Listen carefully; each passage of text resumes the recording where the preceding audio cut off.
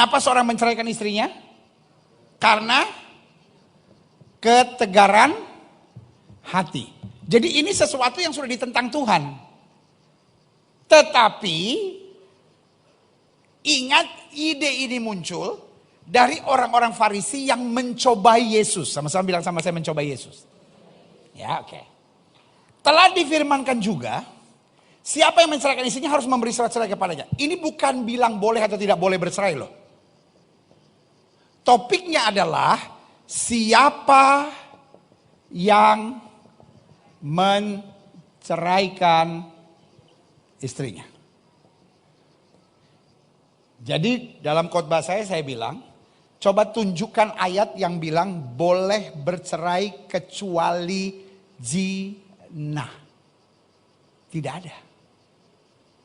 Alkitab tidak pernah eksplisit. Kalau ini kan eksplisitnya jelas banget dong. Allah benci perceraian, selesai. Tidak pernah ada boleh bercerai kecuali karena zina. Ini penafsiran. Apa? Nanti saya buktikan buat saudara bahwa dalam bagian lain kata kecuali karena zina ini tidak ada. Dalam konteks yang sama. Ya. Telah difirmankan juga siapa yang menceraikan istrinya harus memberi surat cerai kepadanya. Konteksnya adalah siapa yang menceraikan istri. Ada nggak siapa yang menceraikan suami? Jadi kalau istri berzina boleh diceraikan, suami berzina tidak ada. Ngaco nggak? Ngaco nggak? Karena ternyata di dalam dokumen-dokumen manuskrip yang lain, kata kecuali karena zina ini tidak ada, saudara-saudara. Kenapa di dalam kitab Matius ada? I don't know. Itu perlu penyelidikan lagi. Saya kebetulan bukan orang pintar yang mau menyelidiki ayat. Tetapi saya adalah orang yang berpegang pada kebenaran-kebenaran firman Tuhan yang mutlak, saudara-saudara. Saya bisa menjelaskan buat saudara karena Matius tujuannya begini-begini. Saya bisa, saya akan menjelaskan semua. Tetapi bukan dalam forum seperti ini. Kenapa? Saudara juga jadi pusing karena itu. Yang penting saya akan jelaskan dulu yang firman-firmannya. Bukan yang penjelasan-penjelasan manusianya, penafsiran-penafsiran manusianya. Nggak penting kali, saudara-saudara. Itu forum diskusi teologi tersendiri, saudara-saudara. Tetapi gini. Topiknya dulu. Jadi kita jangan perkosa ayat keluar dari konteksnya. Konteksnya bukan boleh atau tidak boleh bercerai. Konteksnya adalah siapa yang menceraikan istri. Bukan menceraikan suami, bukan apa-apa. Oke. Mana tadi ayatnya? Tetapi aku berkata kepadamu, setiap orang yang menceraikan istrinya, kecuali karena zina, ia menjadikan akibatnya. Kalau menceraikan istrinya kecuali karena zina, ia menjadikan istrinya.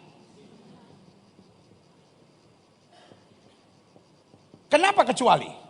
Loh, karena kalau istrinya sudah berzina, ya nggak perlu lagi dijadikan berzina dong. Memang udah berzina. Ngerti nggak konteksnya? Tuhan bilang nggak? Yang menceraikan istrinya karena zina, dia adalah pria yang benar. Tuhan tidak membenarkan perceraian, nggak ada, sama sekali nggak ada. Jangan terpengaruh sama kata kecuali, padahal konteksnya bukan benar atau tidak benarnya sebuah perceraian. Setuju nggak? Konteksnya orang ini karena kekerasan hatinya, orang ini karena kepala tegar tengkuknya ini, orang ini karena kepala batunya, pokoknya mau menceraikan istrinya. Tetapi kalau dia menceraikan istrinya kecuali karena zina, dia menjadikan istrinya berzina. Konteksnya bukan pada si pelaku, karena si pelaku jelas sudah tegar hati. Konteksnya kepada akibat yang ditimbulkan akibat dari perceraian. Jelas nggak sampai di sini? Make sense nggak? Iya ya, jadi ini bukan konteksnya boleh atau tidak boleh bercerai. Tidak boleh bercerai sudah jelas karena ketegaran hati. Kamu menceraikan istri. Nah, yang sedang dibahas ayat ini, tolong dimengerti baik-baik. Bukan boleh atau tidak boleh, tapi akibatnya. Oke, nah lihat selanjutnya. Apakah ayat ini konteksnya membenarkan perceraian jika ada perzinahan? Klik. Tadi saya udah jelaskan sedikit.